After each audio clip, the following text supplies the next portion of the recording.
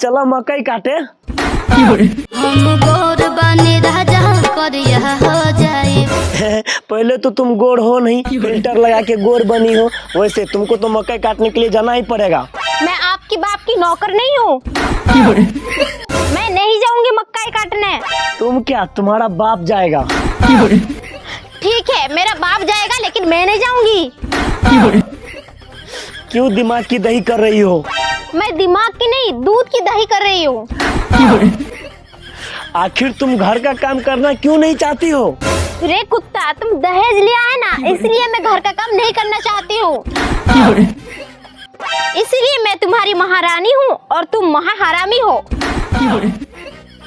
देखो, अपने पति को ऐसे नहीं बोलते हैं।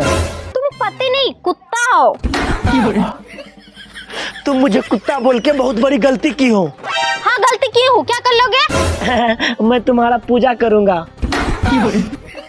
पूजा के साथ साथ घर का सारा काम भी करना पड़ेगा। मैं नहीं करूँगा। तुम क्या, तुम्हारा बाप करेगा।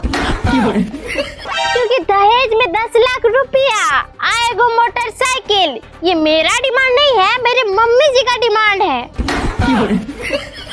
कुत्ता, दहेज लेने के टाइम में ये बात सोचा था कि बीबी का गुलाम बनना पड़ेगा। अच्छा छोड़ो, जाओ मेरे लिए 1 कप चाय बना के ला दो।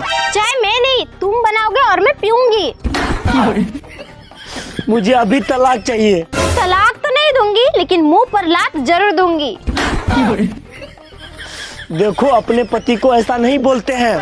तुम पति नहीं रे कुत्ता, तुम मेरे नौकर हो।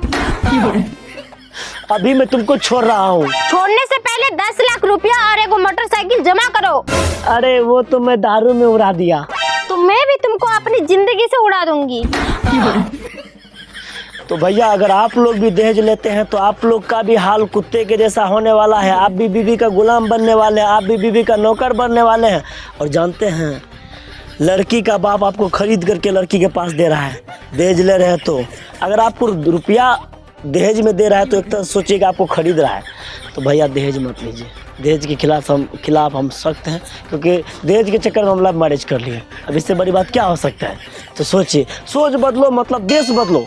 हाँ, तो वही यही बोलना था। और ये जो वीडियो था सिर्फ और सिर्फ एंटरटेनमेंट के लिए था, हंसाने के लिए था, और हंसाने के साथ साथ कुछ सीखने के लिए भी था कि भैया अगर आप दहेज लेते हैं तो जो भी कहेगी बीवी वो आपको करना ही पड़ेगा, और नहीं कीजिएगा तो उसके इशारे पे चलना ही पड़ेगा। नहीं चलिएगा तो फिर पेना खाना पड़ेगा बीवी के हाथ से।